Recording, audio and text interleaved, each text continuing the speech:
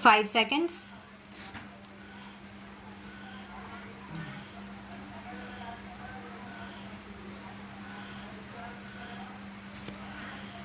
This assembly decided last year, almost unanimously, I think, in favor of general widespread disarmament.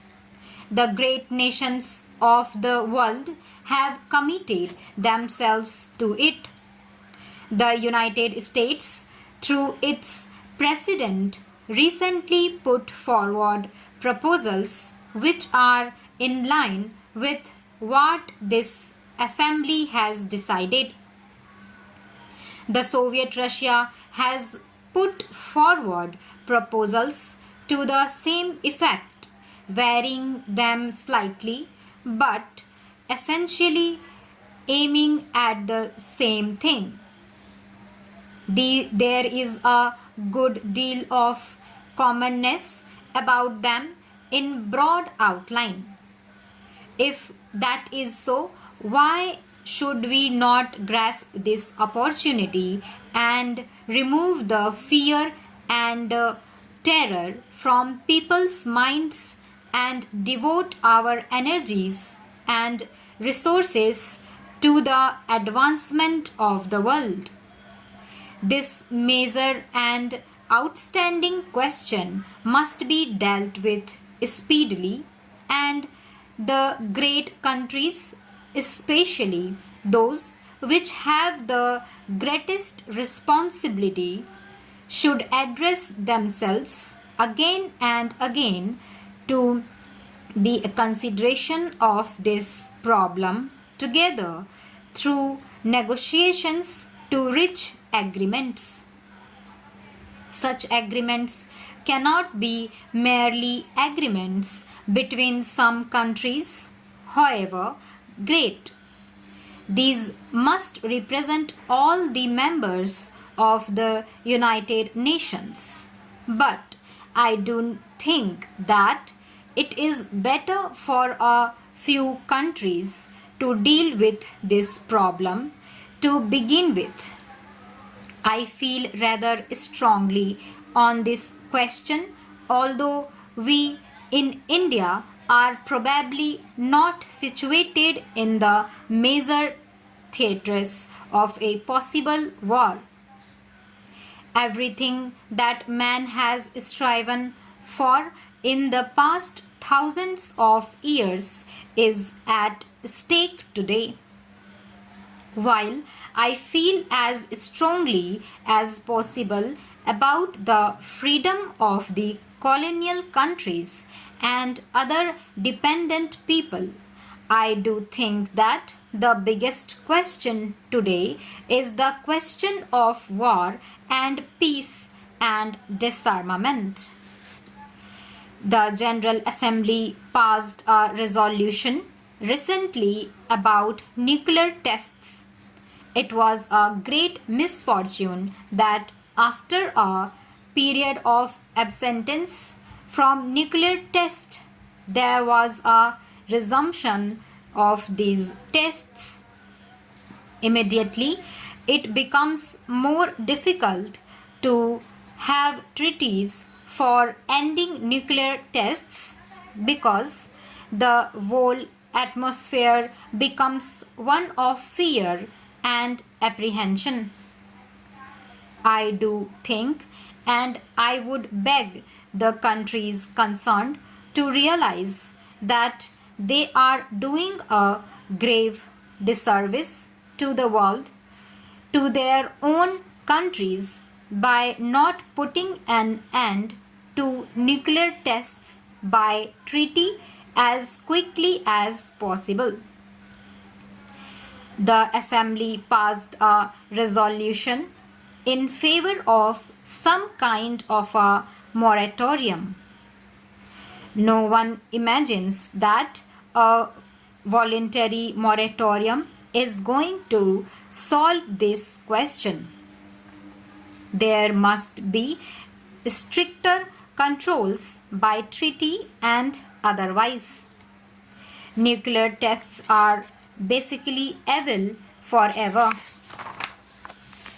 We live in a world of conflicts, and yet the world goes on undoubtedly because of the cooperation of nations and operation, and there is today a vast amount of cooperation even between countries which are opposed to each other in the political or other fields. Little is known or said about this cooperation that is going on, but a great deal is said about every point of conflict, and therefore the world is full of the idea that we live on the verge of disaster. It would perhaps be a truer picture if the cooperating elements in the world were put forward and we were made to think that the world depended on cooperation and not on conflict. A proposal has been made by many persons to the effect that more attention should be directed to the cooperative ventures, especially for peace and in the interests of peace, so that more positive thinking may take place on this subject and people may realize that this cooperation is already taking place and can be extended. Some years ago, it was resolved to have an international geophysical year. That was a specific subject. However, it has been suggested that perhaps this assembly might resolve to call upon all countries of the world to devote a year to the furtherance of cooperative activities in political, cultural, and the many other fields, not to mere speeches about peace. That perhaps will direct some of our energy and some of our thinking to this idea of cooperation, which will create an atmosphere helpful for solving the problems more easily. That by itself will not solve any problem, but it will lessen this distrust and conflict which affect the world. I make this suggestion to you not in any detail but broadly, so that this assembly might consider it, and if it is worthwhile, perhaps appoint a committee to consider it further and make suggestions as to how this might perhaps be done. The great men of the world have been those who have fought hatred and violence, and not those who have encouraged it.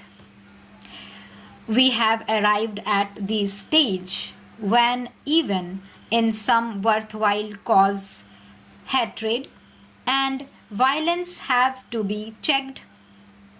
This requires a new way of thinking, a new development of humanity. Possibly, we are going through that process, and this very crisis will wake up the mind of man and direct it to this new way of thinking. What shall it profit the world if it conquers the material ills and then commits suicide because it has not controlled its own mind. Stop.